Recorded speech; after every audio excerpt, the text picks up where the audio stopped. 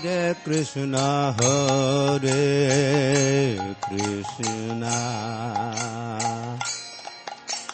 Krishna Krishna Hare Hare. Hare Krishna. Welcome you all in the class. तो चैतन्य महाप्रभु की जो शिक्षा अमृत है, शिक्षाएं हैं, उस बुक्स में से हम लोग पढ़ रहे हैं। सनातन गोस्वामी को जो शिक्षाएं दी गई हैं, तो आज हम पढ़ेंगे चैप्टर 12 कृष्ण भक्त। तो सनातन गोस्वामी को हमने देखा था कि पीछे 11 चैप्टर में बताया गया था कि कैसे जो शुद्ध भक्ति है वो ज्ञान, योग और कर्म से सुप्रीम है ना। और जब तक जीव शुद्ध भक्ति नहीं करेगा तब तक वो भगवान कृष्ण को प्राप्त नहीं कर सकता। यहाँ पे बताया कि शुद्ध भक्ति से शून्य यदि तत्व ज्ञान भी है तो वो क्या है, अपर्याप्त है ना। तो शुद्ध भक्ति ही जीव को अपने स्वरूप स्वभाव को प्रदान करती है। तो भगवद गीता में भगवान ने कहा है कि माया इतनी प्रबल है कि साधारण जीव उसके बंधन से मुक्त नहीं हो सकता जब तक कोई भक्ति नहीं करेगा, है ना। भगवान इसलिए बार बार भगवद गीता में कहते माम एवं प्रपद्यन्ते, है ना, माया में काम तरंती थे। जब तक कोई कृष्ण की शरणागति ग्रहण नहीं करेगा तब तक वो भगवान की भक्ति नहीं कर सकता।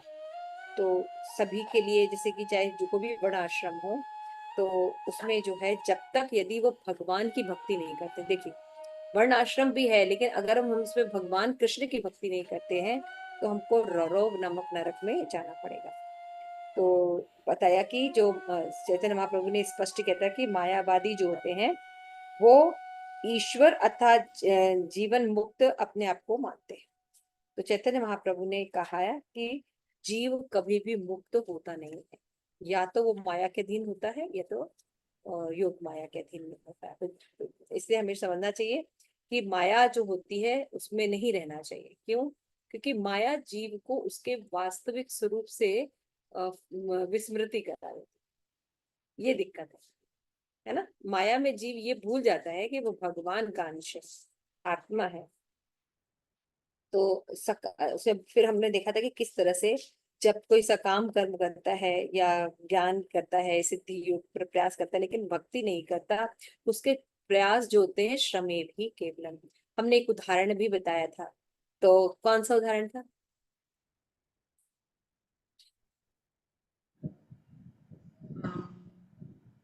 माता जी, अगर जो वो चावल का जो भूसा होता है, अगर उसे केवल अगर हम बार बार पीटते रहें तो उसमें से चावल नहीं निकलते, मतलब को अगर पीटेंगे तो उसमें से चावल। उसी तरह कर्म कांड, ज्ञान कांड और आर्य कांड में जो हम लगे रहेंगे और हम भगवान को सोचते हैं कि प्रेमा भक्ति प्राप्त होगी, तो ऐसी प्रेमा भक्ति प्राप्त नहीं हो सकती, है ना।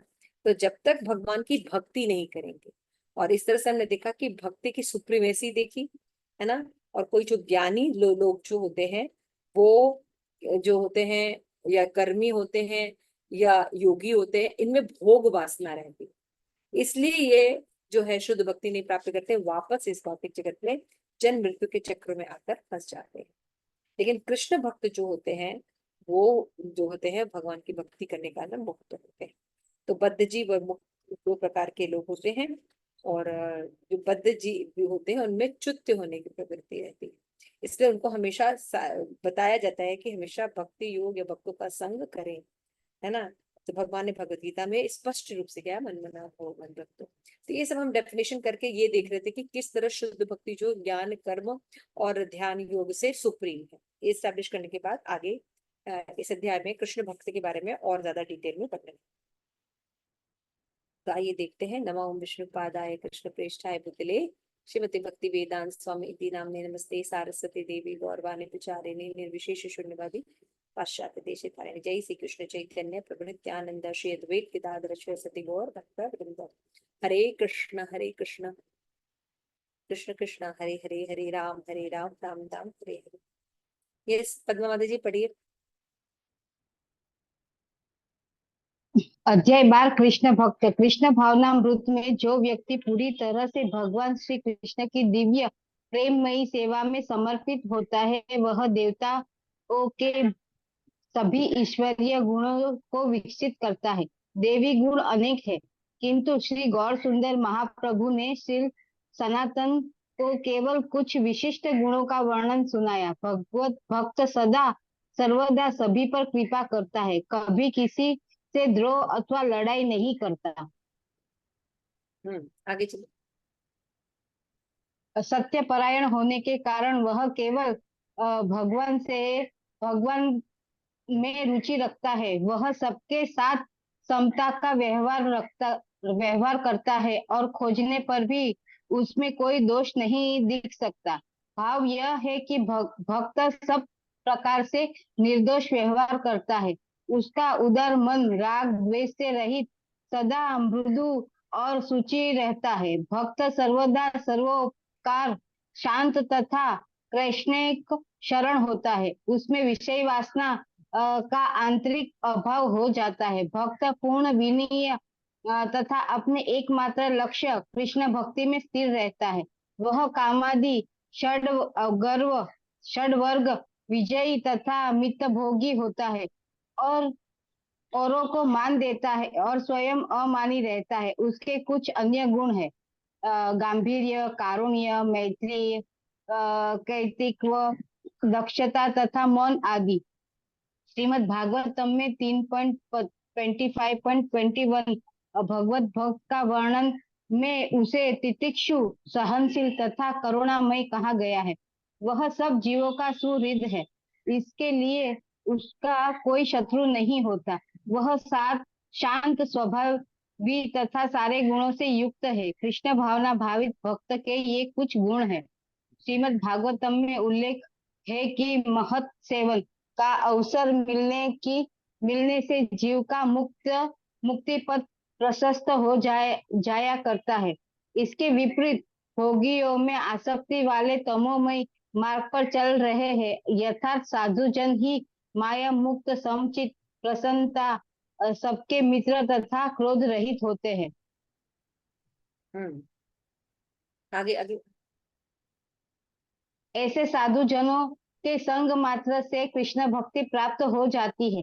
वस्तुतः भगवत प्रेम की प्राप्ति के लिए साधु संग अनिवार्य है। साधु संगी के लिए भगवत प्राप्ति का मार्ग प्रशिक्षित हो जाता है तथा भक्तों के अनुसरण से पूर्ण भक्ति में कृष्ण भावनामृत का पूर्ण विकास सुनिश्चित है।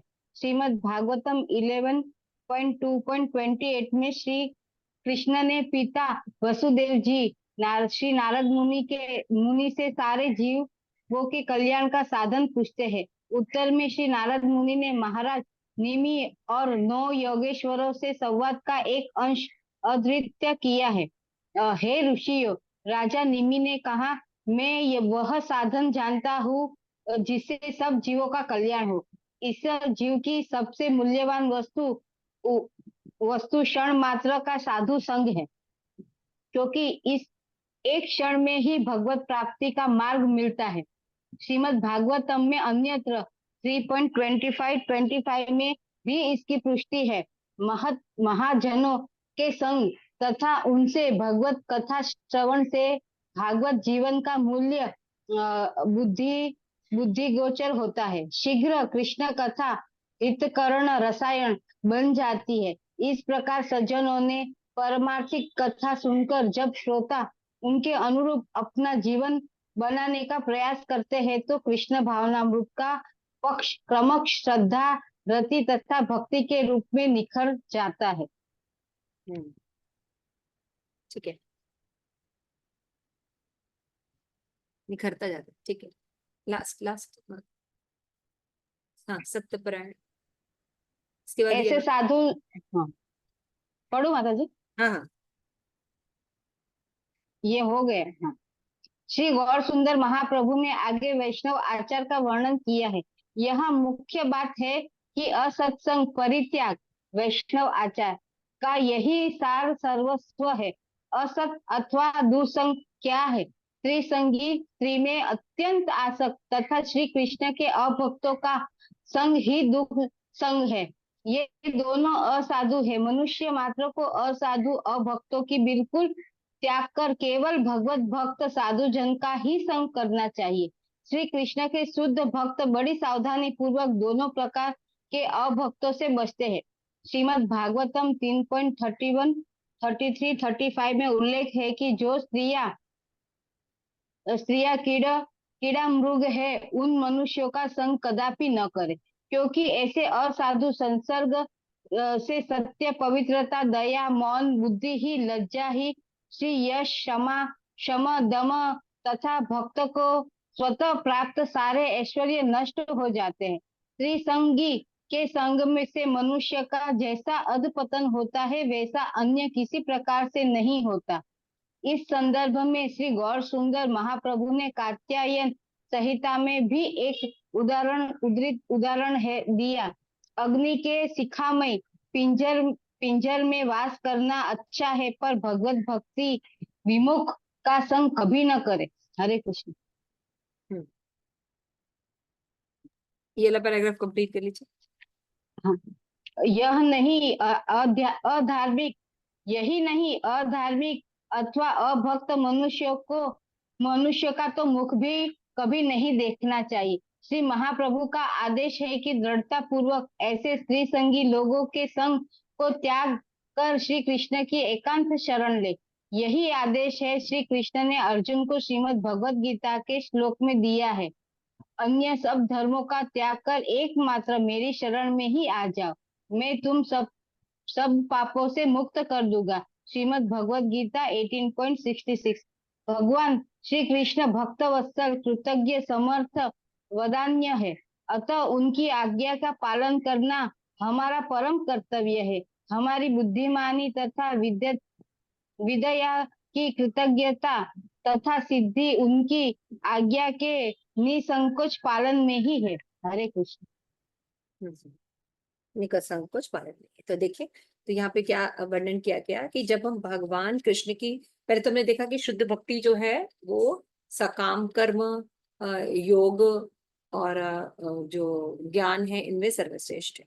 उसके बाद इसमें बता रहे हैं कि अगर कोई व्यक्ति जो होता है भक्ति की, ये पूर्ण मार्ग है शुद्ध भक्ति, अगर कोई कृष्ण की भक्ति करता है तो उसमें जो सद्गुण चाहिए है ना, जितने भी सद्गुण होने चाहिए वो स्वतः डेवलप होते भगवान की भक्ति करने के बाद। और क्योंकि वो जीव जो है भगवान के संसर्ग में रहता है, तब उसके अंदर ये गुण उत्पन्न होते हैं। इसलिए ये गुण जो होते हैं ये बंधन उत्पन्न नहीं करते, ये शुद्ध सत्व गुण होते हैं ना। तो इसमें बताते हैं कि यहाँ पे बताया गया ना कि सर्व महागुण गुण वैष्णव शरीरे, कृष्ण भक्ति कृष्ण गुण सकली संचारे की। वैष्णव वो है जिसमें समस्त उत्तम गुण विकसित हो, है ना। वैष्णव का मतलब ही होता है कि उसके अंदर जो वैष्णव के जो गुण होते हैं वो होने चाहिए। तो वैष्णव के गुण हमेशा ध्यान रखिएगा, ये मॉरल साइंस या हिंदी में बोल देंगे उसको नैतिक गुण जो होते हैं उनसे डिफरेंट होते हैं, है ना। क्योंकि इसमें सारे गुण जो होते हैं भगवत केंद्रित होते हैं। क्लियर हो क्या?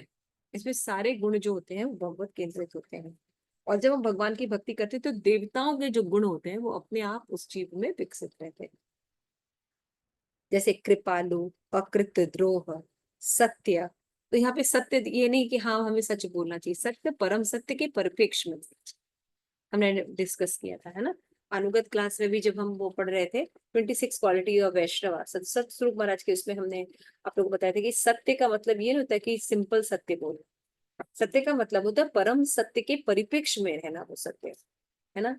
तो इसलिए वो अगर सत्य परम सत्य के तत्वतः ज्ञान को एक्सप्लेन करने वाला हो, उनको बताने वाला, उनकी रक्षा करने वाला हो, तो वो सत्य को कैसे भी बोला जाता है वो सत्य ही रहता है। उसी तरह सार एक सत्य सार है, सम है, निर्दोष है, महापादान्य, मृदु, सुचि, अकिंचन, सरोपकारी, शांत, कृष्ण शरण, अकाम, अनीह, स्थिर, विजित, षड्गुण, मित भुक, अप्रमत, मानद, अमानिना, गंभीर, करुण, मैत्री, कवि, दक्ष और वाणी। तो किसी भी श्लोक में एक स्वरूप लक्षण होता है और बाकी तटस्थ लक्षण, है ना। तो सभी गुणों में जो सबसे इंपॉर्टेंट गुण है वो है कृष्णैक शरण।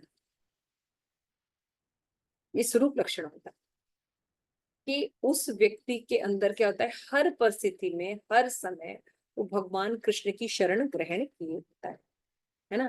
तो उसके अंदर तितिक्षवा होता है, कारुणिका होता है, सुहृदय सरदेह नाम, ये श्रीमद् भागवतम का श्लोक है ना। 10:59-53 में कपिल मुनि बोलते हैं। तो भगवान के जो भक्त होते हैं वो उनमें ये गुण सतत दिखाई देते हैं, है ना। तो इसका मतलब क्या है कि भक्त समस्त पापों से मुक्त, तुम सब लोग, मैं तुम्हें उनके विषय में पूछता हूँ जो सारे जीव के लिए परम करण है। इस भौतिक जगत में शुद्ध भक्त के आगे आधे क्षण की संगति भी समस्त मानव सम्मान का सबसे बड़ा खजाना है ना। लव मात्र साधु संग सर्व सिद्धि। तो भक्तों में गुण होते हैं, लेकिन उनका स्वरूप लक्षण क्या होता है?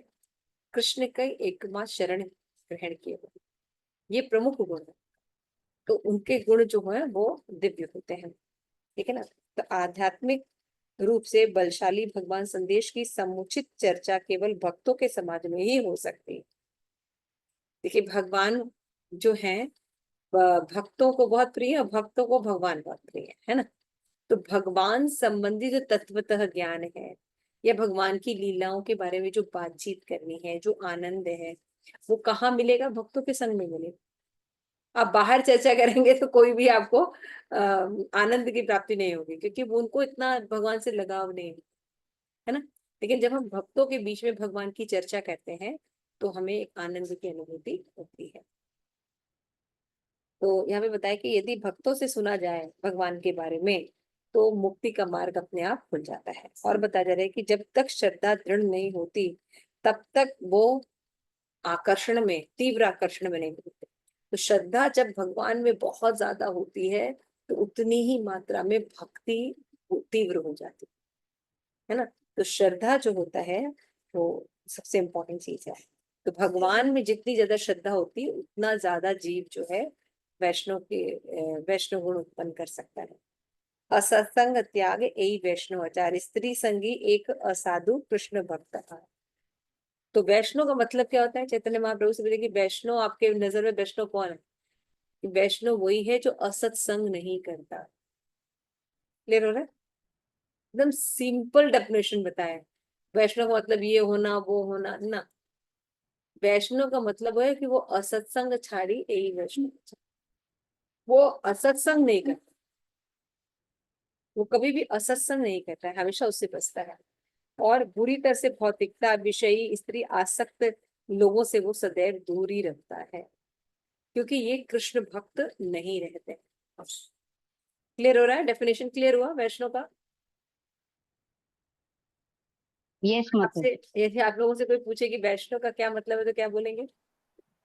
जो असत्संग नहीं करता। असत्संग त्याग, असत्संग, यही वैष्णव।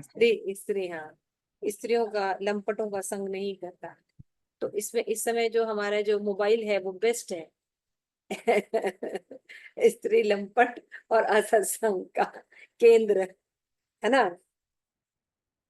तो कोशिश करना चाहिए कि हमें इसका सदुपयोग करना चाहिए। तो 4 प्रिंसिपल प्रभुपाद ने दिए है ना। Purity is the force, books are the basis, है ना। उसमें एक एक है कि यूटिलिटी इज द प्रिंसिपल, उपयोगिता ही सार है। तो हम हर चीज का उपयोग भगवान की भक्ति में करते हैं। तो क्योंकि ज्यादा बुद्धि अगर नहीं रहेगी तो उपयोगिता के नाम पर हम इंद्रिय तृप्ति करेंगे, है ना। और क्या बोलेंगे, नहीं नहीं वो तो करना पड़ता है ना। ज्यादातर लोग, अभी बहुत सुंदर क्वेश्चन आंसर सेशन चल रहा था तो वहां पे प्रभु जी बोल रहे थे कि हम लोग का हर चीज, जैसे कि हमारा क्या कहते हैं, लेक्चर है, ये है वो है, व्हाट्सएप ग्रुप्स होते हैं भक्तों के, तो सब तो मोबाइल पर ही होते हैं, तो उसके लिए तो करना ही पड़ता है। तो बड़ा सुंदर उन्होंने पूछा, ठीक है व्हाट्सएप ग्रुप होते हैं, सब कुछ होते हैं, तो कितना आप कृष्ण के साथ होते हैं, कितना ग्रुप्स के साथ होते हैं?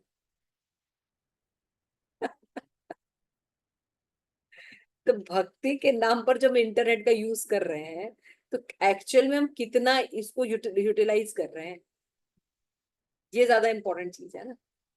समझ रहे हैं आप?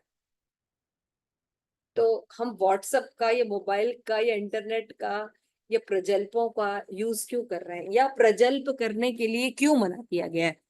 आप लोग सोच सकते हैं कि प्रजल्प या असत्संग छोड़ने के लिए क्यों कहा गया है, क्या होता है इससे?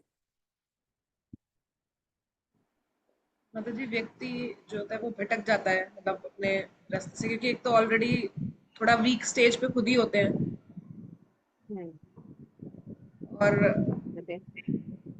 ये सब चीजें हमें अट्रैक्ट ज्यादा करती हैं, हम्म, ठीक जो है। असत्संग वाली चीजें होती हैं। तो और अगर कोई हम उस तरफ ज्यादा रहेंगे तो और कोई बताइए। जैसा रंग वैसा संग।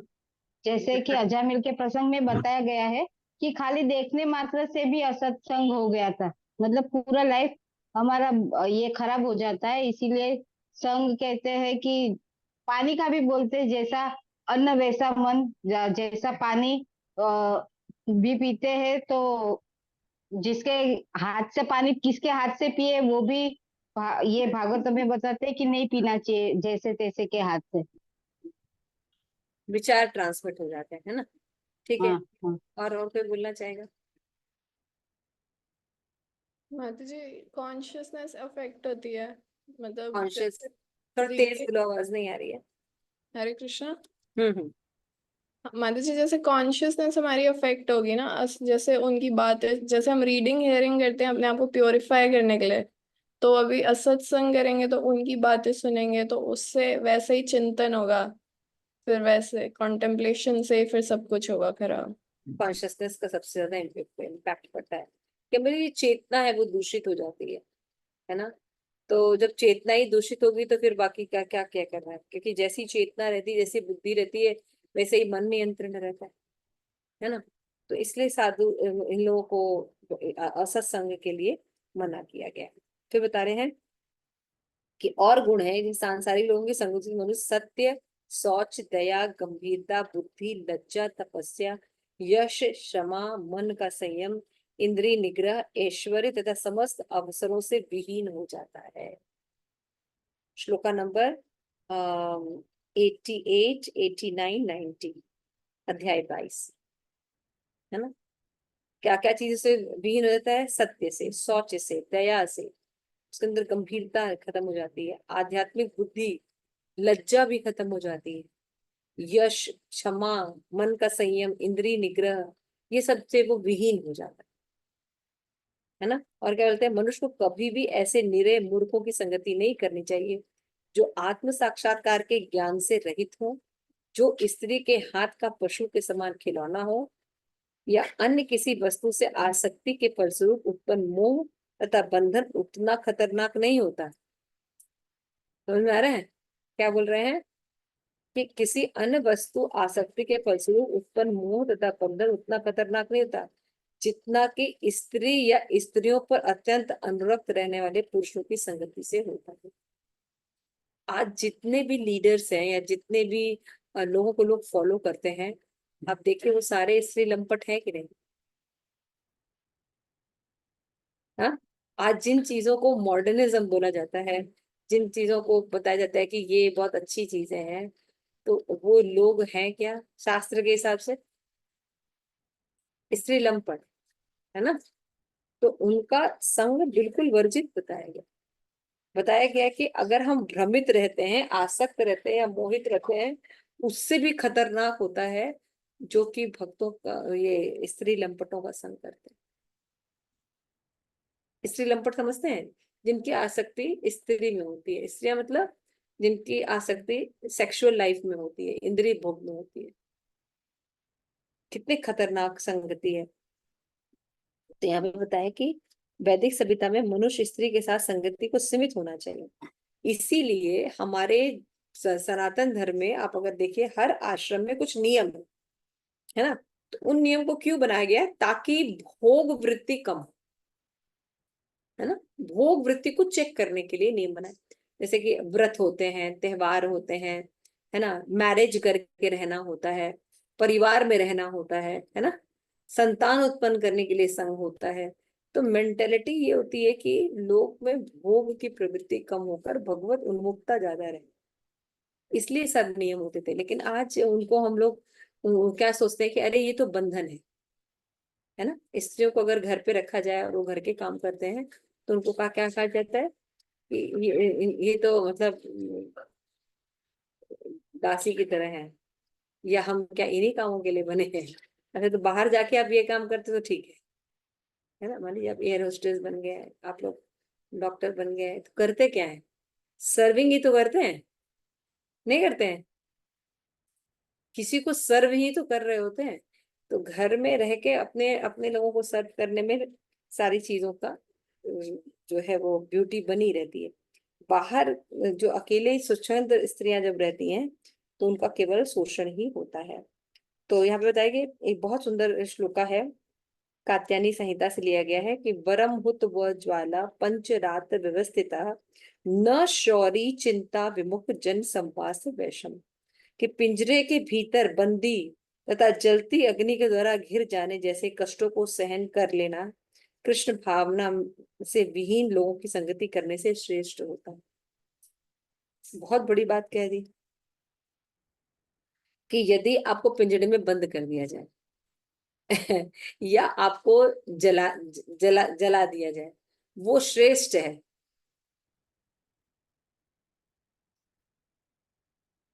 किसकी संगति करने से? जो स्त्री लंपट लोग हैं उनकी संगति करने से। क्योंकि यदि आपको पिंजरे में बंद कर दिया जाएगा या अग्नि में जला दिया जाएगा तो आपकी कॉन्शियसनेस रहेगी, चेतना दूषित नहीं होगी ना। मान लीजिए आग लग रही है, उसमें जल गया, ठीक है ना।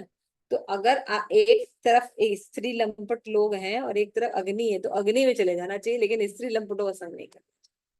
क्योंकि स्त्री लंपट लोग जो होते हैं वो क्या करते हैं, वो चेतना को दूषित कर देते हैं। जैसे अजामिल की बात बताई ना माता जी ने, चेतना दूषित कर देते हैं। समझ में आ रहा? इतना खतरनाक होते हैं ये लोग। और आज बहुत दुखद का विषय है कि आज किसी भी जगह पे हमारे जैसे कि रोल मॉडल्स हमने बना के रखे हैं, वो सब क्या है? स्त्री लंपट नहीं है।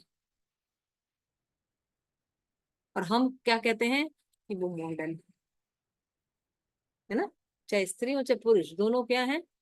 स्त्री लंपट नहीं है लोग, जिनको मॉडल बना के सोचते हैं हम ऐसे बने, है ना। और अपने घर में जो संस्कार के माँ बाप रहते हैं या अपने अपने संस्कार के जो लोग रहते हैं उनको हम पसंद नहीं करते। हम वेस्टर्न कल्चर को बहुत पसंद करते हैं, है ना। उनकी स्वच्छंदता हमें बहुत पसंद आती है। और अपने लोगों के जो नियम होते हैं वो कैसे लगते हैं सनातन धर्म के? ये बैकवर्डनेस है है ना। तो इसलिए क्या कर रहे हैं, हमें समझाया जा रहा है। क्लियर हो रहा है? तो अगर हम वैष्णव बने हैं, यदि हम लोग दीक्षा ली है, तो सबसे इम्पोर्टेंट चीज है कि हमारे अंदर वैष्णव गुण डेवलप हो। तो वो गुण कैसे डेवलप होंगे? जब हम एक तो भगवान की भक्ति करेंगे और दूसरा इन लोगों से बचकर रहेंगे, असत संगी से। अगर हम बच के नहीं रह रहे हैं तो हमारे अंदर गुण विकसित नहीं हो सकते, है ना। इसलिए कोशिश ये करनी चाहिए कि हम अपने आचार्यों को आइकॉन बनाएं, मॉडल बनाएं, है ना, रोल मॉडल बनाएं। अब देखिए एक से एक जो लोग हैं रोल मॉडल है, रूप गोस्वामी, सनातन गोस्वामी, भक्ति विनोद ठाकुर, भक्ति सिद्धांत सत्य ठाकुर, श्रील प्रभुपाद, हमारे गुरु महाराज, ये लोग आइडियल है। अब देखिए किस तरह से इस परिस्थितियों में रिएक्ट करते हैं, रहते हैं और करते हैं। तो जो लोग कृष्ण भावना में से विहीन होने के कारण पूर्ण कर्मों से रहित हैं, उनको देखना भी नहीं चाहिए। सच इतना। तो कहने का मतलब ये है कि देखना नहीं चाहिए, नहीं करना चाहिए। तो भाई हमारे समाज में तो सारे लोग वैसे ही भरे। कहने का मतलब है उनसे प्रभावित नहीं होना चाहिए। समझा ना।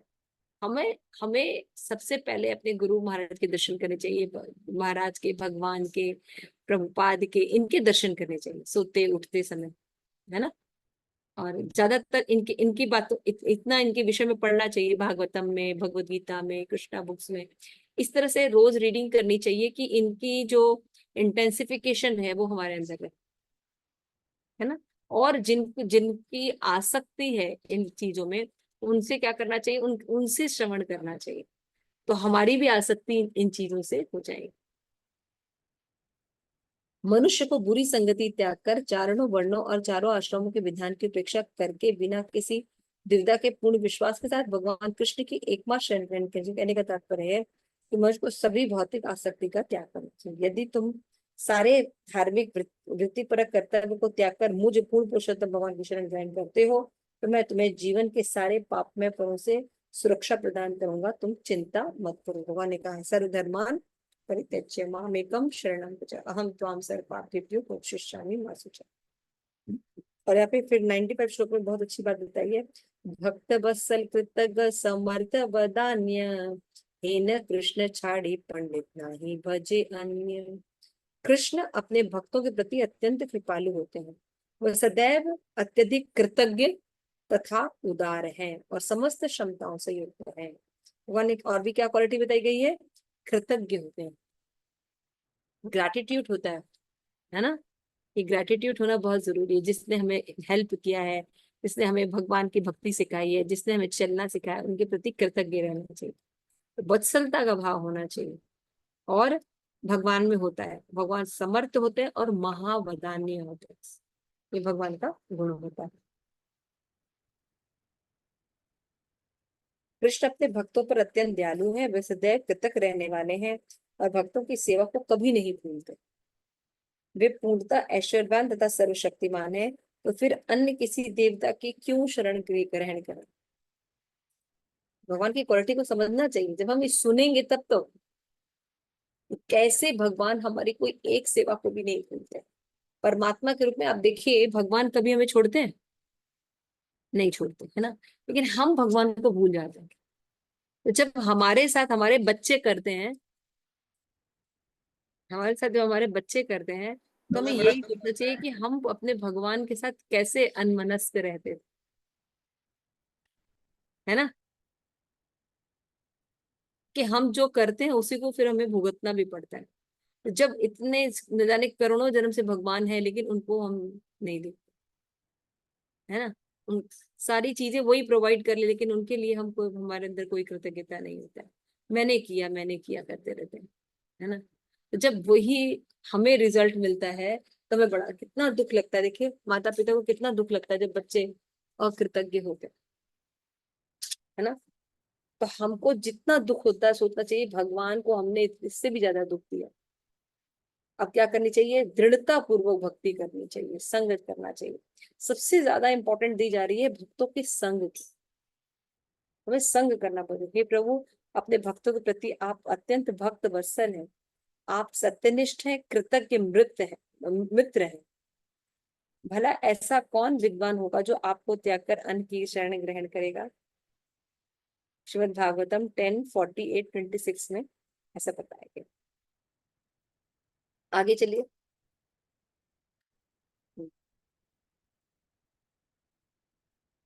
हाँ, यदि अधार्मिक भक्त मनुष्य का मुख भी नहीं देखना चाहिए, बताया गया। तो ये सब बता दिया था मैंने। तो निसंकोच बुद्धिमान प्रभु, हाँ ये कहा पंडिता तब शरणम, इसका मैंने भी बताया ना। तो भगवान को छोड़कर अन्य को हम क्यों समर्पित हैं।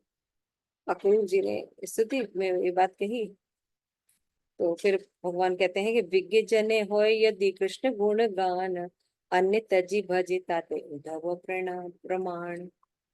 आगे आगे चलिए। भगवान के अतिरिक्त कौन शरण लेने योग्य है ना। तो श्रीमद् भागवतम में भी बताया गया है 3:2-23, बहुत फेमस श्लोक है। अहो बकीयम स्तन कालकूटम जिंघासया आपवत सात्ववी आपयत अपि सात्वी लेभे गतिम भ्रातृ उचिताम तमन्य तदन्य कम वा दयालु शरणं व्रजेम। तो ये श्लोका जब सुखदेव गोस्वामी ने सुना, जो कि निर्विशेषवादी थे, है ना, तो वो इतने अट्रैक्ट हुए कि कृष्ण कैसे हैं, कि वो बका अद्भुत है। बकासुर की बहन पूतना स्तन पर विष लगा के मारने आई थी, लेकिन माता के रूप में उसको स्वीकार किया। भगवान के अलावा कोई और ऐसा दयालु होगा जो मारने के लिए आया है उसको माता की गति प्रदान करना। तो भगवान के अतिरिक्त कोई दयालु है ही नहीं। हम इतने अकृतज्ञ हैं, फिर भी भगवान हमारे हृदय में रहते। हम किसी भी योनि में चले जाएं, भगवान हमारे पास आते हैं। तो हमसे इतना प्रेम करेगा कोई भी, हमसे इतना प्रेम नहीं कर सकता। तो जीव से भगवान प्रेम करते हैं। इसलिए इन सब बातों को जब हम समझते हैं, पढ़ते हैं, तो क्या होता है, हमारी भगवान के प्रति रुचि स्टैब्लिश होती है। और फिर बताते हैं, आगे चलिए मतलब।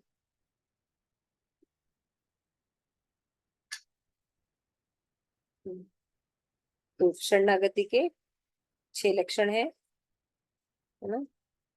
कौन कौन से?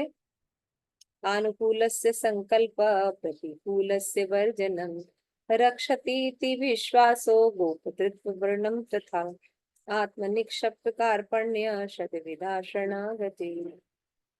ये आप लोगों को कई बार हमने डिटेल में बताया है कि भक्त के अनुकूल विषय को ग्रहण करना चाहिए, प्रतिकूल को छोड़ देना चाहिए। भगवान कृष्ण मेरी एकमात्र रक्षा करेंगे, ये दृढ़ विश्वास होना चाहिए, है ना?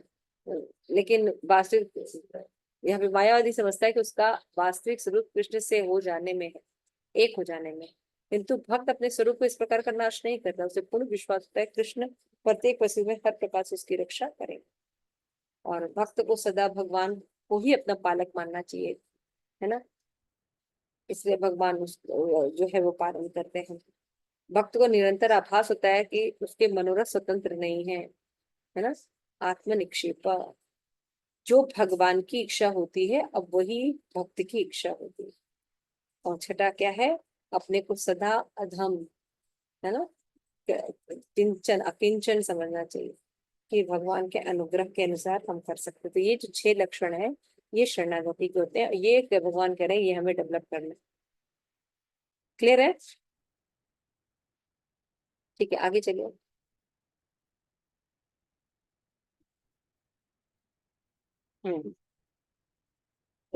जिसका शरीर पूर्णतः समर्पित तो उचित पवित्र स्थान की शरण ग्रहण करता है जहाँ कृष्ण ने उनकी लीलाएं की है। वो भगवान से प्रार्थना करता है, हे प्रभु मैं आपका हूँ, यह इसे मन से जानकर आध्यात्मिक आनंद का अनुभव होता है। शरण लज्जा करे कृष्ण आत्मसमर्पण, कृष्ण तारे कर तत्काले है ना? कि जब तक भक्त कृष्ण के चरणों को पूरी तरह आत्मसमर्पण करता है तो कृष्ण उसे आंतरिक पार्षद के रूप में स्वीकार कर ले कि भगवान आप मेरे हैं और मैं आपका हूँ, है ना? तो भगवान उसको स्वीकार कर लेते।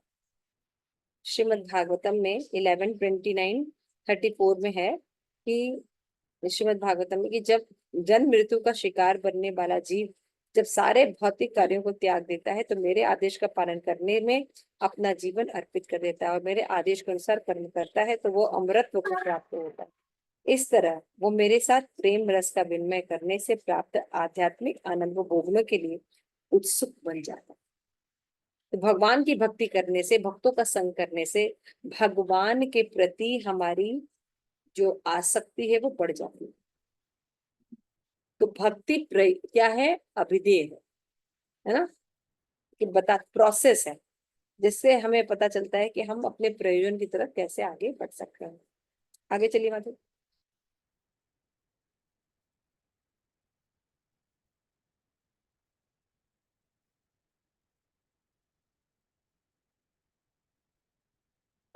और आगे जाना है माधु जी, ये नेक्स्ट है। अब ये बता रहे हैं कि ऐसे साधन में जो क्या भक्ति के सबसे महत्वपूर्ण साधन क्या है? वो है श्रवण, है ना? साधना भक्ति जब हम करते हैं तो हमें कई साधना को बताया जाता है जिसके कारण भक्ति का उदय होता है। श्रवण आदि क्रिया तार स्वरूप लक्षण तत् लक्षण उपजाए प्रेम दान। श्रवण कीर्तन स्मरण इत्यादि आध्यात्मिक कार्यकलाप भक्ति के स्वाभाविक लक्षण। इसका तटस्थ लक्षण यह है कि इससे कृष्ण के प्रति शुद्ध प्रेम उत्पन्न हो जाता है। तो हम सभी जनरली क्या करना चाहते हैं? भगवान में प्रेम उत्पन्न करना चाहते हैं ना? सब लोग चाहते हैं ना? तो भगवान में प्रेम कैसे उत्पन्न हो सकता है? श्रवण आदि जब हम करेंगे तब। और कैसे? शुद्ध भक्तों के रहने पर। नित्य सिद्ध कृष्ण प्रेम साधक अबु नाय, श्रवण आदि शुद्ध चित्त करय उदय। ये बहुत इंपॉर्टेंट श्लोक है 107। कृष्ण के प्रति शुद्ध प्रेम जीवों के हृदय में नित्य स्थापित रहता ही है और ऐसे बस वो ऐसा वस्तु नहीं है जिसे अन्य श्लोकों से प्राप्त किया जाए। देखिए कितने क्रांतिकारी श्लोका चैतन्य महाप्रभु बता रहे हैं, है ना? ऐसा नहीं कि कहीं से हमें प्रकट करना है, हमारे अंदर ही रहता है, बस उसको जागृत करना होता है, सुसुप्त अवस्था में। और ये हर जीव के साथ होता है। इसीलिए आपने सुना होगा कि जैसे कि कोई व्यक्ति मान लीजिए लक्ष्य बनाया है ना, कि हमें गोल्ड मेडल जीतना है, ठीक है ना। फिर क्या होता है, वो बहुत मेहनत करता है, बहुत कुछ करता है, फिर क्या होता है, ओलंपिक में वो गोल्ड मेडल लेके आ जाता है, बहुत नाम होता है, यश होता है, इंटरव्यू होता है, बहुत फेमस भी होता है। लेकिन थोड़े समय के बाद पाया जाता है कि ऐसे लोगों में फिर डिप्रेशन आने लगता है ना। एक तरह का बीमारी होता है, इसका नाम भी है। तो वो व्यक्ति में क्या होता है कि वो बीमार, मतलब डिप्रेशन की ओर चले जाता है। मतलब सक्सेस मिलने के बाद भी डिप्रेशन, ये आजकल बहुत ज्यादा हो रहा है। मान लीजिए कोई लक्ष्य बनाया है, उसकी पूर्ति हो गई है, लेकिन उसके बाद डिप्रेशन, उसके बाद भी डिप्रेशन हो रहा है। तो कारण क्या है कि जीव जो है वो शरीर के लेवल पर अपनी आवश्यकताओं का निर्माण करता है, आत्म कल्याण के बारे में नहीं सोचता। क्लियर हो रहा है मतलब। इसलिए बहुत से लोग ये कहते हैं कि वो बेटर है कि हम वो भेड़िया बने जो लक्ष्य की प्राप्ति की ओर लगातार बढ़ता रहता है, लक्ष्य प्राप्त न करके लक्ष्य प्राप्ति के लिए जो लगातार संघर्ष रहता है वो ज्यादा बढ़ेगा, है ना। तो यहाँ पे क्या है, इसका मतलब इसको और डीपर कौन समझा सकता है, सनातन धर्म में समझाया जा सकता है कि कोई भी चीज जीव को सेटिस्फाइड नहीं कर सकती। शारीरिक कितनी भी सुविधाएं हो, वो जीव को शांति प्रदान नहीं कर पाते, क्योंकि जीव शरीर नहीं आत्मा है। जब वो भगवान की भक्ति करता है तो भले ही शारीरिक रूप से कितनी भी कष्ट या असुविधाएं रहे, कोई फर्क नहीं पड़ता, वो हमेशा सेटिस्फाइड है। क्लियर हो रहा है। लेकिन अगर वो आत्म साक्षात्कार नहीं करता, भगवान की भक्ति नहीं करता, तो बाकी सब चीज पूर्ण रूप से उसके पास भी रहे, उसको सेटिस्फाइड नहीं कर सकता। बताते एत साधन भक्ति दुईत प्रकार, एक वैधि भक्ति रागानुग भक्ति आर। अब चैतन्य महाप्रभु और टेक्निकल बता रहे हैं भक्ति के बारे में, कि साधना भक्ति के दो विधियां होती है ना। अभी तो पढ़ा ना, भक्ति में साधना के हिसाब से आगे बढ़ा जाता है। आप लोग अपना वीडियो ऑन कर सकते हैं अगर कोई दिक्कत नहीं है, क्योंकि थोड़ा अनकंफर्टेबल लगता है, इतने इंपॉर्टेंट चैप्टर्स आप लोग पढ़ रहे हैं और ना आपके पास बुक होती है, ना आप लोग पढ़ रहे होते हैं, फिर क्लास करने से कोई फायदा ही नहीं होती है। आप लोग अपना ऑन किया कीजिए, थोड़ा एक्टिव रहा कीजिए, अच्छा लगता है पढ़ने से। तो यहाँ बता रहे भक्ति कितने प्रकार की होती है, दो प्रकार की, वैधि भक्ति और राग। रागहीन जन भजे शास्त्रे आज्ञाया, वैधि भक्ति बलितार सर्वशास्त्र गाय।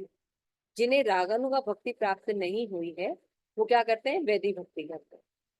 तो वो क्या करते हैं, वे शास्त्र में वर्णित विधि विधानों के अनुसार प्रमाणिक गुरु के मार्गदर्शन में भक्ति करते हैं, और शास्त्रों के अनुसार ऐसी भक्ति वैधि भक्ति कहलाती है। जब भी हम भक्ति प्रारंभ करते हैं तो हम यही करते हैं, गुरु ने जो नियम बताए उनको हम पालन करते हैं, है ना। फिर कि हे भरत वंशी महाराज परीक्षित, जो पूर्ण पुरुषोत्तम भगवान मनुष्य के हृदय परमात्मा में स्थित है, जो परम नियंता है, जो सारे जीवों के कष्टों को सदा दूर करने वाला है, उनका प्रामाणिक श्रोत्र श्रवण, उनकी महिमा का गायन, उनका स्मरण उन लोगों द्वारा सदैव किया जाता है जो निर्भय बनना चाहते हैं।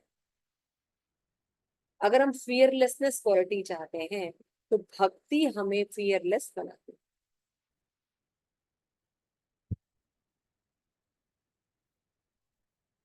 इसीलिए आप देखिए कि अमेरिका के जितने भी सोल्जर्स होते हैं उनको भगवत गीता पढ़ाई जाती है।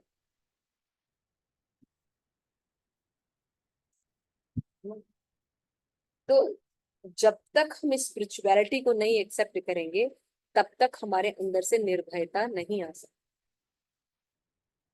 क्योंकि भौतिक जगत या भौतिक शरीर अनसर्टन है ना, देहांतरण होता रहता है।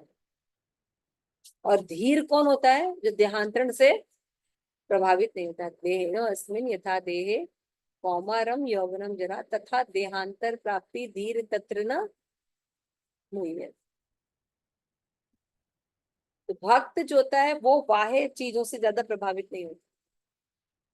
जैसे अभी कई रेप केसेस के इतना ज्यादा दिखाया जा रहा है और लोग बहुत व्याकुल है ना, जो जहां है बस यही बात कर रहा है, नहीं कर रहा है, टॉक ऑफ द टाउन बना हुआ है। लेकिन भक्तों को आप देखिए, वो भगवान की चर्चा कर रहे हैं, भगवान के बारे में बोल रहे हैं, भागवतम श्रवण कर रहे हैं और संसार को सही मार्ग, दुर्दशा से बचाने के प्रयास को लगातार बता रहे हैं। और बाकी लोग बार बार उसी घटना को ही इतना ज्यादा इंपॉर्टेंट दे रहे हैं, रादर देन ये समझने की कि ये घटना क्यों हो रही है, इसे कैसे बचा जा सकता है। समझ में आ रहा है? सब बहुत इंपॉर्टेंट फैक्टर है। चलिए आगे चलिए।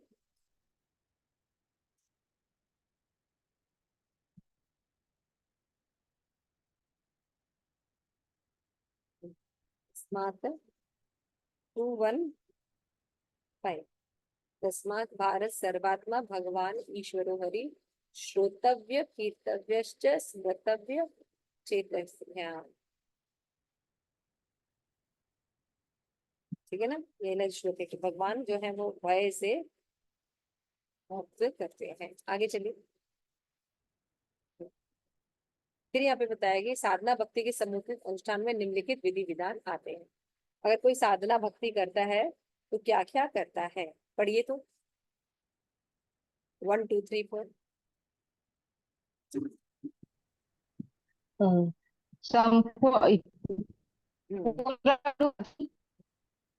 संपूर्ण नियम विधान तथा विधि निषेधों के चिंतन से यही निर्णित होता है कि भगवान का स्मरण इन सबका सार सर्वस्व है। हृदय में भगवान श्री कृष्ण का नित्य स्मरण भक्ति का लक्ष्य है। शुद्ध रागानुगा भक्ति में विधि निषेध का कोई बंधन नहीं रहता। इस रागानुगा भक्ति की स्थिति में उन सब का लोप हो जाता है, परंतु ठीक है साधन ठीक है ठीक है। भक्ति तो के साधना भक्ति में एक हमने देखा था वैदिक भक्ति पहला, है ना, कि यदि हमें भगवान में प्रेम नहीं तो हम विधि विधान जो गुरु ने बताया उसको पालन करते, तो फिर उनका पालन करने से हमारे अंदर राग उत्पन्न होता है। और रागानुगा भक्ति में क्या होता है कि जब व्यक्ति में को किसी नियम से बन के रहने की जरूरत नहीं है, उसके अंदर स्वतः कृष्ण प्रेम हो जाता है। ये रागानुगा भक्ति आगे चलकर रागात्मिका भक्ति में कन्वर्ट हो जाता है। ठीक है ना, इसीलिए जब कोई रागानुगा भक्त जो है किसी रागात्मिका, राग आत्मिकता यानी जिसके अंदर भगवान के प्रति राग है, प्रेम है, उनसे जब आकर्षित होकर अपनी भक्ति और करता है तो उसको रागात्मिका भक्त बन जाए। आगे चलते, ठीक है। तो क्या क्या साधना भक्ति जब करता है तो क्या क्या अंग पालन करना चाहिए? प्रमाणिक गुरु की शरण करना चाहिए, दीक्षा लेना चाहिए, सेवा करनी चाहिए, गुरु से शिक्षा ग्रहण करनी चाहिए, प्रश्न पूछने चाहिए, पद चिन्हों पर आचार्यों के चलना चाहिए, उनके निर्देशों का पालन करना चाहिए, कृष्ण की तुष्टि के लिए सर्वस्व त्याग करना चाहिए। जहाँ कृष्ण हो वही वृंदावन है। जीविका निर्वाह के लिए आवश्यक हो उतना ही धन कमाना चाहिए। एकादशी के लिए उपवास करना चाहिए। ये सब क्या है? साधना भक्ति नियम, है ना, करना चाहिए। मनुष्य कहे कि वो धात्री, वृक्ष, बरगद, गौ, ब्राह्मण, विष्णु के भक्तों की पूजा करे, उसे भक्ति तथा पवित्र नाम के विरुद्ध अपराध से बचना चाहिए। तो 12वें अंग है अभक्तों की संगति त्याग देना। मनुष्य को असंख्य शिष्य नहीं बनाना चाहिए। मात्र प्रमाण देने और टीका करने के उद्देश्य से अनेक शास्त्र को अधूरा अध्ययन नहीं करना चाहिए। 15वां है भक्त को चाहिए कि वो हानि तथा लाभ से समान रहे। भक्तों को शोक से अधिभूत नहीं होना चाहिए। भक्तों को न तो देवताओं की पूजा करनी चाहिए न उनका अनादर करना चाहिए। भक्तों को विष्णु या उनके भक्तों की निंदा नहीं करनी चाहिए। समाचार पत्र, स्त्री पुरुष कथाओं में इन्वॉल्व लेना चाहिए। भक्तों को चाहिए कि मन या वचन से किसी जीव को न सताए। तो भक्ति में प्रतिष्ठित के लिए करनी कर्म क्या क्या है ये समझ में आ गया। ये साधना भक्ति के नियम है। और अब 10 नाम अपराध है। और उसके बाद क्या है कि भक्ति में क्या क्या करना चाहिए? श्रवण, कीर्तन, स्मरणम, पूजम, वंदनम, सेवा, दास्य, मित्र और पूर्ण समर्पण। भक्त को चाहिए कि अर्चा भी करके नृत्य करे, उनके सामने गाए, अपनी मन की बात कहे, उनको नमस्कार करे, गुरु के समक्ष खड़ा होकर सम्मान जताए, उनका गुरु का अनुगमन करे, विभिन्न तीर्थ स्थानों में जाए, अर्चा विग्रह का दर्शन करे। भक्त को चाहिए कि मंदिर की परिक्रमा करे, पाठ करे, जप करे, सामूहिक कीर्तन करे, भगवान को धूप दीप माला चढ़ाए और उनके अवशेष को, चढ़ाए हुए चीजों को ग्रहण करे। अर्चा विग्रह का दर्शन करे, अर्चा विग्रह का ध्यान करे, भगवान के संबंधित जो लोग हैं उनकी सेवा करे। इन सब का वर्णन भगवान ने सॉरी रूप गोस्वामी ने भक्ति रसामृत सिंधु में पूरे विवरण के साथ किया और हम लोग ने इसको बताया। तो ये भी बताया था कि जो फर्स्ट 3 एस्पेक्ट है वो बहुत इंपॉर्टेंट है। गुरु का आश्रय ग्रहण करना, दीक्षा ग्रहण करना, उनसे प्रश्न पूछना, उनकी सेवा करना।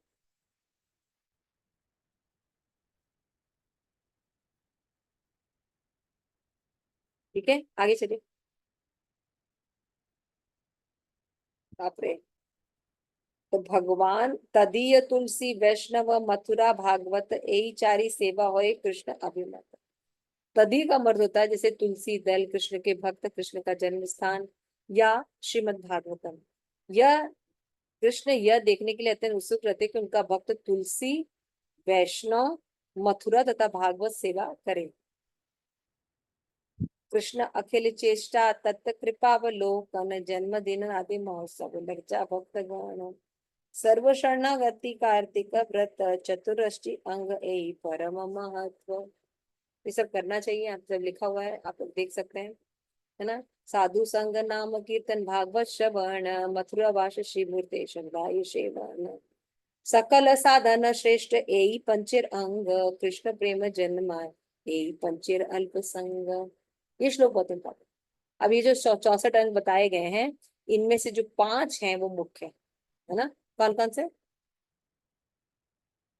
अभी मैंने बताया?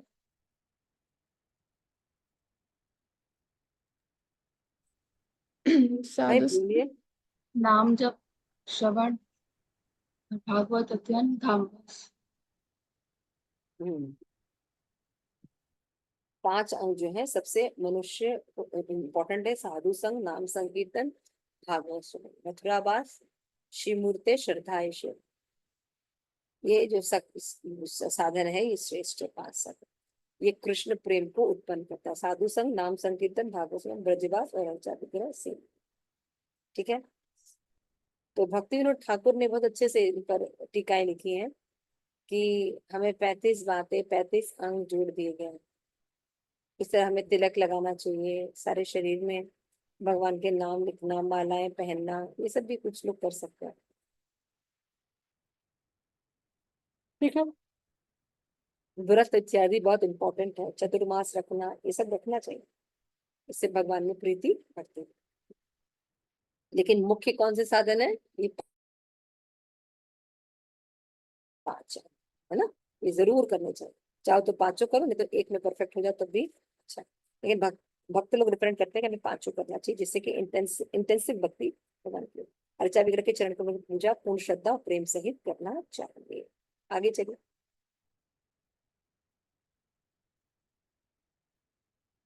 ठीक है, मैंने बता दिया 5 जो है वो मुख्य है 64 में, वो करना चाहिए। आगे चलिए।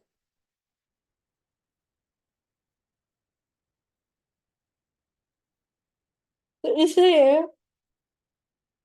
शुद्ध भक्तों की संगति में श्रीमद् भागवतम का आस्वादन करना चाहिए, है ना। जो भक्ति बताई गई है भक्तों के संग का, भक्तों को भगवान के पवित्र नाम का सामूहिक कीर्तन करना चाहिए और वृंदावन में निवास करना चाहिए। अब इन 5 में 64 में 5 मुख्य है और इन 5 में कौन मुख्य है? नाम संकीर्तन श्री मथुरा मंडल स्थित है। भगवान के नाम का जो संकीर्तन है वो बहुत प्रमुख है।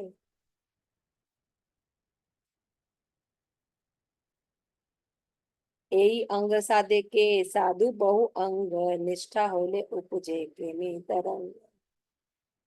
कि जब कोई व्यक्ति भक्ति में स्थिर हो जाता है तो भक्ति की एक विधि को संपन्न करे या अनेक विधि को कृष्ण प्रेम जागृत करने के लिए कर सकते। मैंने बताया था ये बात, 5 में से 5 करे और या एक को भी करके कर सकता है, लेकिन कलयुग में इतनी तीव्र नहीं होगा तो 5 करना चाहिए। बहुत से भक्त एक का पालन करते हैं, लेकिन बहुत से लोग हैं जो इन पांचों का पालन करते हैं। श्री विष्णु श्रवण परीक्षित भव व्यास की कीर्तने प्रहलाद स्मरणे, बता रहे अब तक इसका क्या है ना। और भजने लक्ष्मी पृथु पूजने अक्रूर अभिवंदने कपि पतिदासे साख्य अर्जुने सर्वस्वात निवेदन श्री बलि वृत कृष्ण कृष्णेन परा।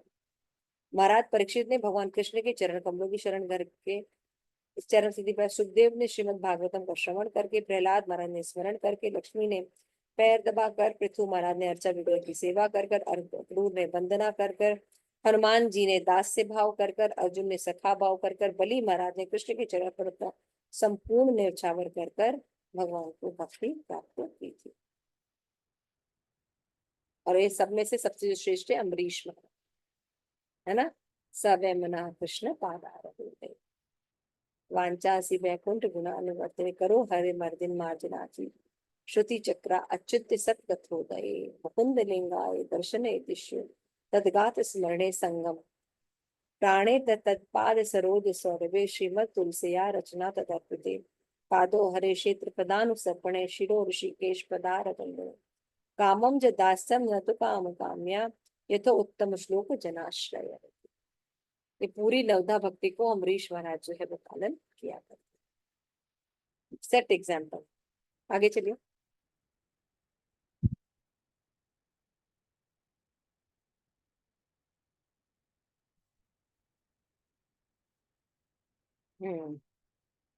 ये आप बताते हैं कि कामत्याजी कृष्ण भजे शास्त्र आज्ञा मानी देव ऋण पित्रा केर कबू नहीं ऋणी।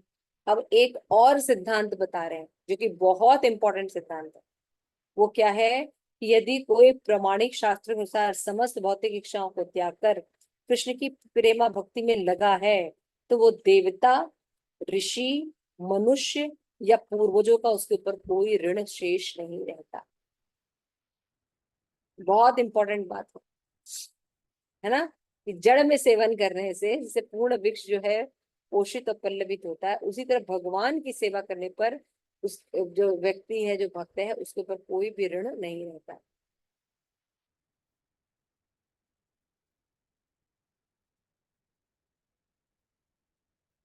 ठीक है, देवताओं का ऋण रहता है ना। देवताओं से हम वायु लेते हैं, प्रकाश लेते हैं, है ना। वैदिक ग्रंथ आदि से हम शिक्षाएं लेते हैं। ऋषि जो है हमें ज्ञान प्रदान करते हैं, उनका ऋण रहता है। गायों का ऋण रहता है, पशुओं का ऋण रहता है ना। इस तरह से सबका ऋण रहता है। और बिना ऋण चुकाए यदि किसी व्यक्ति का मर जाता है तो उसको क्या करना होता है, वो उसको उसका जिस व्यक्ति ने सारे भौतिक प्रत्यय करके सबको शरण में लेने वाले मुकुंद की शरण ग्रहण की है, वो देवता, ऋषि, ये सब ऋण होता है। देवता, ऋषि, सामान्य जीव संबंधी, मित्र, मनुष्य या दिवंगत पूर्वजों के ऋणी नहीं रहते। ये सब जनरली ऋण होते हैं, 7 ऋण। ठीक है ना, 7 ऋण होते हैं जनरली। और अगर उनको नहीं चुकाते हैं हम तो कृष्ण भक्ति करने से, आप थोड़ा सा इस पर मनन कीजिएगा कैसे कृष्ण भक्ति करने पर ये ऋण चुकते हैं। मैंने बहुत सारे इस पर मनन किया। खाली कह रहे हैं लेकिन कैसे होता है। आप भक्ति कर रहे हैं तो देवताओं का ऋण कैसे चुकता है,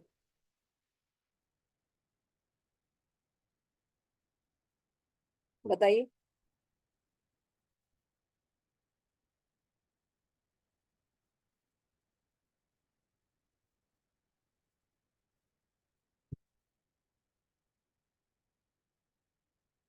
हम सभी देवता जो होते हैं, हम जानते हैं भगवान के भक्त होते हैं, भगवान की सेवा करने वाले। हमारे शरीर के सभी अंग में देवता होते हैं। हम जब अंगों से भगवान की भक्ति करते हैं तो हम क्या कर रहे हैं, देवताओं जो सेवा करना चाहते हैं उनका निमित्त बन रहे हैं ना। आंखों में सूर्य है, देखिए, है ना। तो आंखों से जब भागवत भक्ति या चैतन्य चरितमृत पढ़ रहे हैं तो भक्त देवता लोग यही करना चाहते हैं, लेकिन हम इंद्रिय तृप्ति करते हैं, है ना।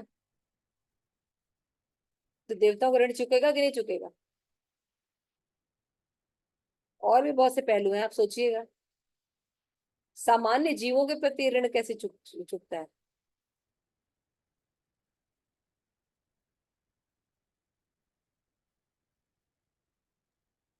भाई हम मीट ईटिंग नहीं भगवान करेंगे, नाम सुनाने मीट से ईटिंग नहीं करेंगे, मीट ईटिंग नहीं करेंगे, उनकी रक्षा करेंगे, पोषण करेंगे, गायों का वध नहीं करेंगे, उनका दूध पिएंगे नहीं।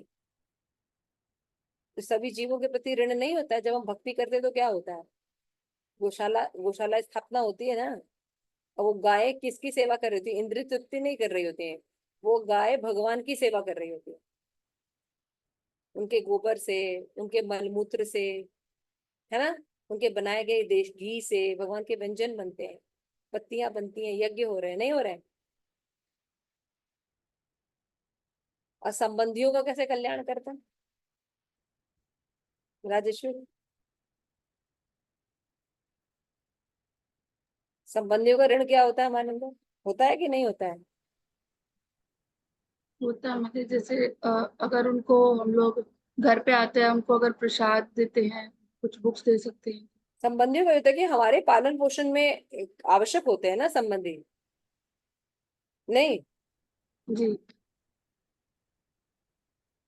तो उनको अगर हम भगवत उन्मुख बनाते हैं तो क्या होता है? वो भी कृष्ण भक्ति करते हैं, प्रसाद देते हैं। मित्र, मित्र को समझते हैं यहाँ पे। अगर कोई पूर्वज का ऋण कैसे चुका सकता है, बताएं?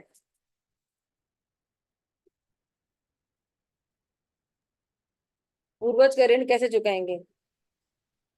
कैसे चुकता है कृष्ण भावना हम अपना कर? माता जी, जब हम जैसे जब हमारे यहाँ पितृदान वगैरह होता है, श्राद्ध होते हैं, अगर उसमें हम किसी वैष्णव को भोजन कराते हैं तो हाँ, भगवान की हमारे भक्ति पितृ जो करते हैं, होते हैं वो यस, वेरी नाइस। कि भक्तों को भोजन कराते हैं और कृष्ण भावना में संतान पैदा करते हैं। जो ये कार्य करें, वर्ण संकर्षण संतानें नहीं पैदा करते हैं। समझ में आ रहा है?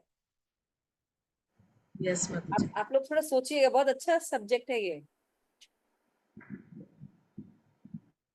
आगे चलिए।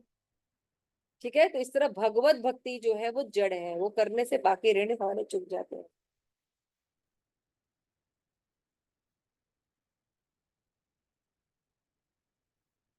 इसलिए क्या कहते थे, विधि कर्म त्याग कर पापाचार की संभावना नहीं थी, किंतु यदि इच्छा न होने पर भी रागनों का मार्ग से कृष्ण सेवा करने वाले भक्त में कोई कामना निश्चित पाप कर बन जाए तो कृष्ण उसे रक्षा कर। और भक्ति में अलग से प्रायश्चित का विधान नहीं है, हमें भगवान के नाम का ही सहारा लेना है। जो कृष्ण की अनंत सेवा के साथ कृष्ण चरण सेवन में तत्पर है, भगवान हरि उस भक्त की समस्त प्रकार से रक्षा करते हैं। उसके द्वारा अज्ञान या प्रतिबद्ध कोई पाप कर्म बन भी जाए तो हृदयवासी श्री हरि उसे दूर करके अपने भक्तों की पूर्ण रक्षा करते हैं। देखिए भगवान कितना करते हैं, हम क्यों नहीं भक्ति करें? ये सब पढ़ने से बल मिलता है कि कृष्ण की क्यों भक्ति करनी चाहिए, क्यों शुद्ध भक्ति करनी चाहिए, क्यों नहीं मिश्रित भक्ति करें हम। अशुद्ध भक्ति करने के लिए हमें मेहनत करनी पड़ेगी। अगर वाली भक्ति करते कोई पाप कर्म होता है तो भगवान रक्षा करते। देखिए कितना कितना सहारा है भगवान का, कितना कितना ध्यान देते हैं, है ना?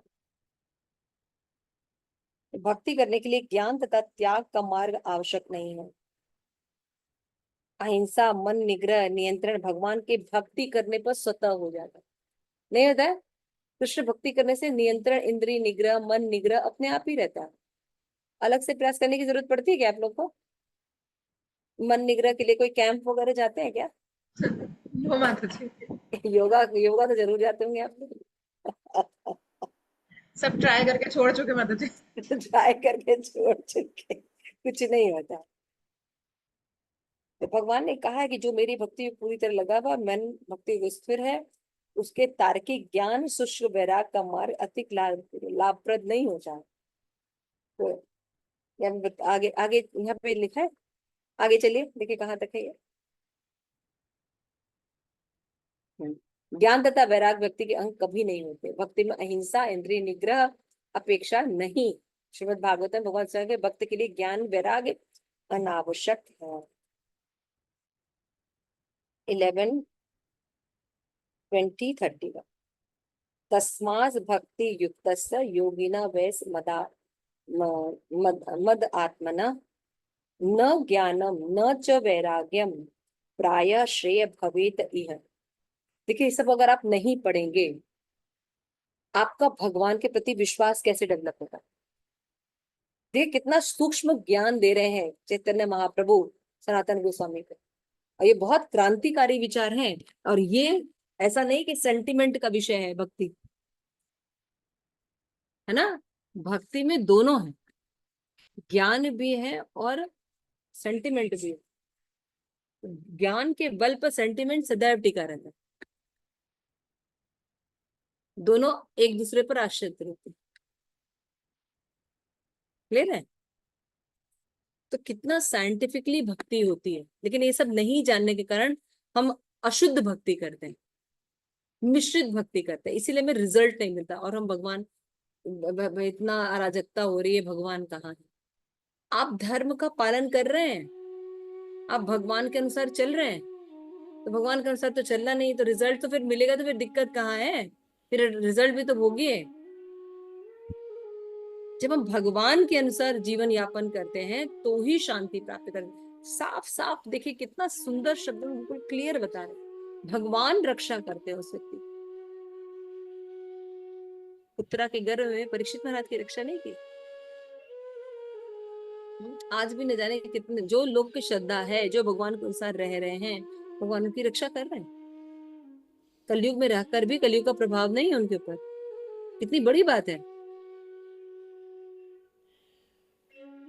ठीक है, यहाँ तक ही है। इसके बाद है ये लेसन कंप्लीट हो गया माता जी, यहीं पे यहीं तक है बस। यहीं तक है। तो यहाँ पे लास्ट क्या कंप्लीट हुआ कि अगर हम भगवान की भक्ति करते हैं तो हमें अन्य मार्ग के लिए कुछ करने की जरूरत नहीं, ज्ञान वैराग्य अलग से करने की जरूरत है। भक्ति करने से स्वतः अपने आप हो जाएगा। और बताया है कि भक्ति के 2 विधि होती है, रागानुगा और वैधि भक्ति। वैधि भक्ति के 64 अंग होते हैं, 64 में से 5 मुख्य होते हैं, 5 में से नाम संकीर्तन जो है सबसे प्रमुख। तो किसी एक का भी हम अवलंबन करते हैं, लेकिन अगर हम 5 का करें तो ज्यादा कलयुग में तीव्र भक्ति कर सकते हैं। हरे कृष्ण। श्री प्रभुपाद की जय। आप सभी गौर भक्त वृंद की जय। तो यह है भक्ति की विधि, है ना? आप सभी गौर भक्त वृंद की जय। मिलता है गौर प्रेमानंदे। यस, किसी को कुछ प्रश्न?